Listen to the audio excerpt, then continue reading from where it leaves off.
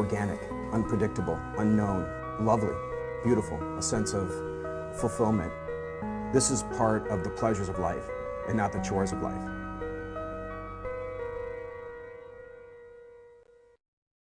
Coming up tonight on Daily Iowan TV, find out what Republican presidential candidate Marco Rubio had to say on Friday on his way through Iowa. And with Mental Illness Awareness Week upon us, we'll spotlight one Iowa City Resource Center next. And in sports, another Iowa football player made a couple big plays and one huge accomplishment. We've got all that and more coming up. You're watching Daily Iowan TV.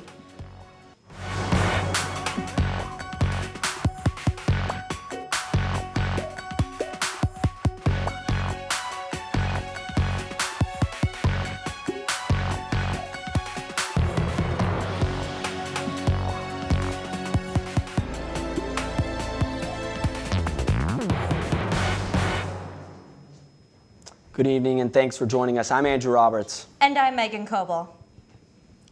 On Christmas Day in 1991, as Americans woke up to unwrap their presents, news broke that the decades-long Cold War was finally over. In Cedar Rapids on Friday, Republican presidential candidate Marco Rubio said the possibility of another Cold War grows as the relationship between Russia and the U.S. continues to sour. Reporter Brent Griffiths has the story. We are barreling towards a second Cold War, and strong American leadership is the only force capable of ensuring that peace and security once again prevail. Rubio said the U.S. needs to take a tougher stance on Russian aggression around the world. The forum was sponsored by Americans for Peace and Prosperity, their 7th time hosting a Republican presidential candidate in Iowa. Former Iowa Republican Party Chair Matt Strawn said with so many hotspots around the globe, caucus goers are paying close attention to each candidate's foreign policy plan. Rubio's plan can be viewed as provocative in Russia due to its confrontational nature, but the Florida senator shows no signs of backing down, especially when it comes to President Vladimir Putin.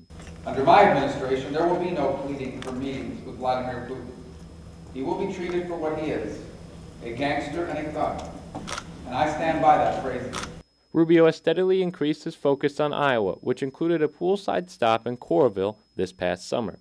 But all the time on the campaign trail has given his opponents an opportunity to attack his lack of attendance in the U.S. Senate. A spokesman with the Iowa Democratic Party said that Iowans want a commander-in-chief who, quote, shows up when it matters. Reporting from Cedar Rapids, Brent Griffiths, Daily Iowan TV. If you missed the event, don't worry. A number of candidates are slated to return to eastern Iowa throughout the month. Mental Illness Awareness Week began today, but for one health organization, it's just another day in the life. Let's send it over to Lara Bartlett to find out more.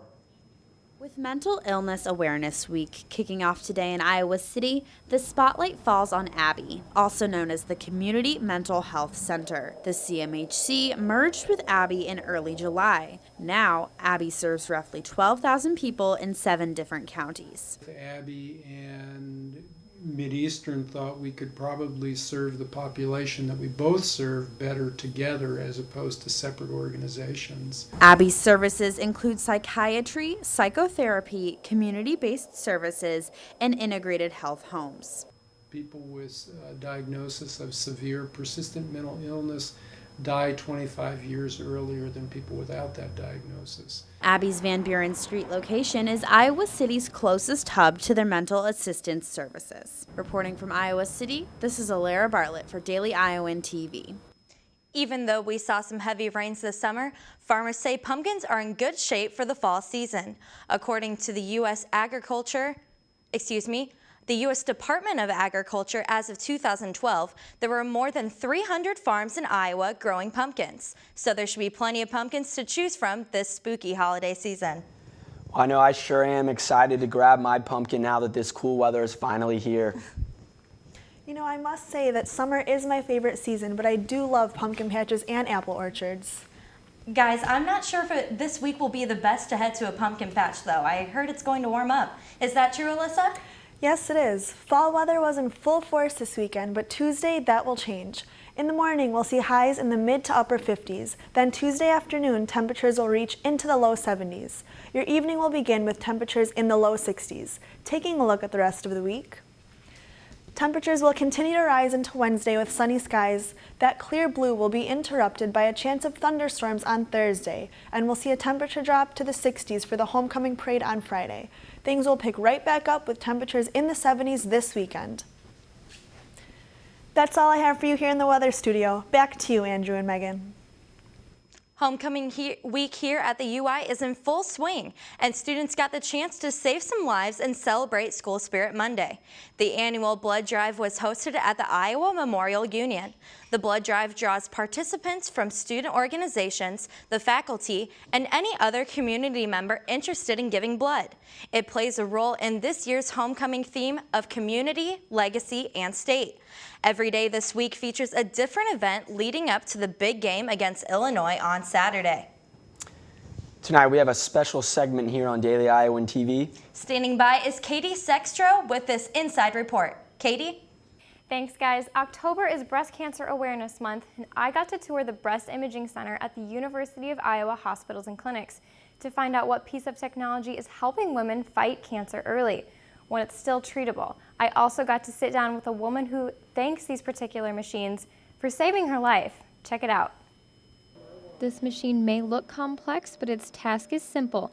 It's the newest type of mammogram called a digital tomosynthesis machine, and its main goal is to save lives. It takes an image with a sweep of an arc in both projections that you usually see in a routine mammogram. This state-of-the-art digital tomosynthesis machine is becoming more popular among women when having their mammograms. The machine takes many pictures, resulting in a very precise 3D image, making it the most sensitive method of detecting breast cancer. Those images then are reconstructed to give us anywhere between 30 and 70 1mm images. And we scroll through those to look for abnormalities. The computer or the software also allows us to do 3D reconstruction of those sweeps. One woman was given the opportunity to have her breast exam done with these new machines since they could detect abnormalities better. The doctors warned her that it may cost more, but could be worth it. She was still unsure, though. It wasn't really the money as much as I was like, oh, they're getting more and more minute in finding things, and so they're just going to call me. I'm getting a recall on my mammogram, and it's going to be nothing because I had an abnormal, just like little dots, which were fine and not what ended up happening. But that's what I thought that they would find.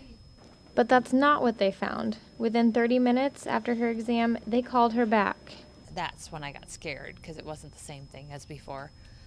They said it was really little. They could barely see it, and if the tomosynthesis hadn't found it, they would not have found it. Lindy got the final results from her biopsy only 4 days later. She had breast cancer, and it was all a whirlwind from there. And instead of just having the small cancerous lump removed and then have radiation, she decided to go a different route and have both breasts removed.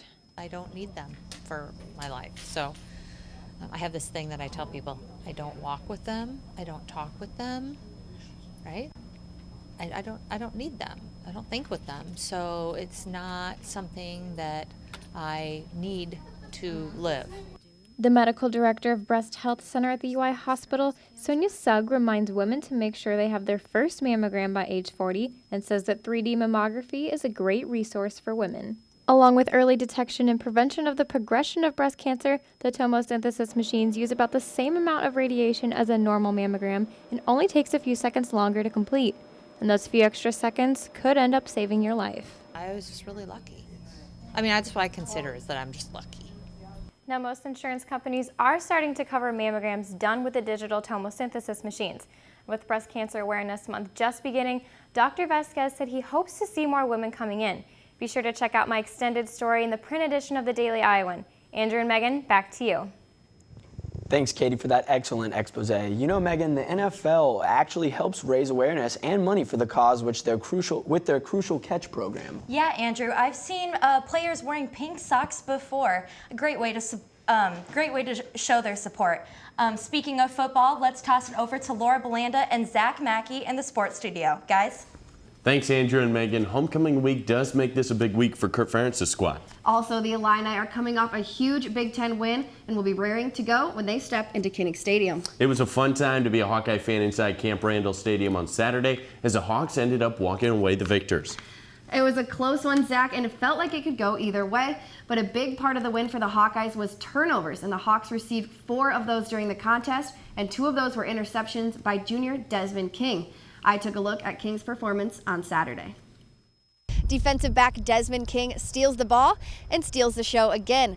In the Hawks' win over the Badgers on Saturday, the junior added 2 more interceptions to his stats, making that 5 on the season. King's explanation to his success is simple. Just, it all comes from watching film. Well, not that simple. Knowing what plays they're going to come out in and the formations they're going to come out in. And then it's just reading your keys and playing your player. The 5'11", 200-pound junior is currently leading the Big Ten in interceptions with 5 and passes defended at 9. One of King's interceptions against Wisconsin on Saturday resulted in the lone touchdown of the game. And we was in man on one of my picks down here in the red zone, and I just read my keys and I had the ball. In 2014, King only had 3 interceptions total.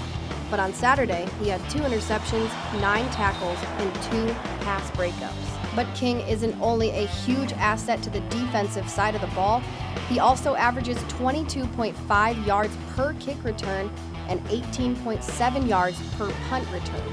Head coach Kirk Ferentz said that King is playing at a different level right now. But King knows it's more of a team mentality than an individual. And we want to stay humble as much as we can, but we have big goals this year and we're going to accomplish them. King and the rest of the Iowa backfield are creating what some might call a no-fly zone. Reporting inside Camp Randall Stadium, this is Laura Belanda with Daily Iowan TV Sports. King was also just announced as the co-defensive player of the week for the Big Ten Conference. The junior is the 3rd Hawkeye to earn the honor this season, as quarterback C.J. Beathard and kicker Marshall Kane were both honored by the Big Ten Conference so far.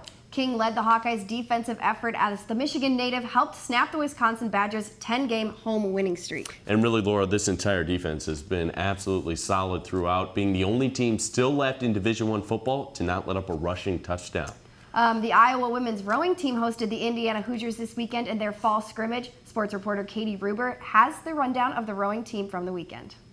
A team that warms up together, stretches together, pushes off together, lifts together, and preps the boat together is a team that rows together. The Iowa women's rowing team is all about teamwork. As Iowa hosted Indiana this past weekend in a couple rounds of fall scrimmage, it was clear that the Hawkeyes were focused on winning as a team. After starting out the season on a high note at the head of the Des Moines Regatta last month, where the Hawkeyes posted 3 first-place finishes, these ladies were ready to continue their success in this double scrimmage. The Hawkeyes have finished 11th at the NCAA championships the past 2 seasons and welcomed the Hoosiers in a friendly competition this weekend. This fall season is full of opportunities for this squad to compete, practice, and prepare for the spring season. This weekend, the Hawks did just that as this young crew took their talents to the water. These scrimmages involved 6 crews of Hawkeye rowers and were an opportunity for the team to practice and prepare for the spring season. With a dynamic team full of hard-working women from fresh freshmen to seasoned seniors, anything is possible for this rowing squad that consistently works together. From beginning to end, this Iowa rowing squad works as a team. Carrying the boats in and properly cleaning them, these ladies know that teamwork makes the dream work from start to finish. This has been Katie Reber, Daily Iowan TV Sports. It'll be interesting to see how the fall season unfolds, as the Hawks have quite a challenging schedule ahead of them, as they will travel to Kansas and then to Boston coming up. That's all the time we have for today. Megan and Andrew, back to you. That's all we have for you tonight on Daily Iowan TV. Be sure to check out our website, dailyiowan.com, for all the latest news between now and Sunday. For Daily Iowan TV, I'm Megan Coble. And I'm Andrew Roberts. From us to you, go Hawks and good night.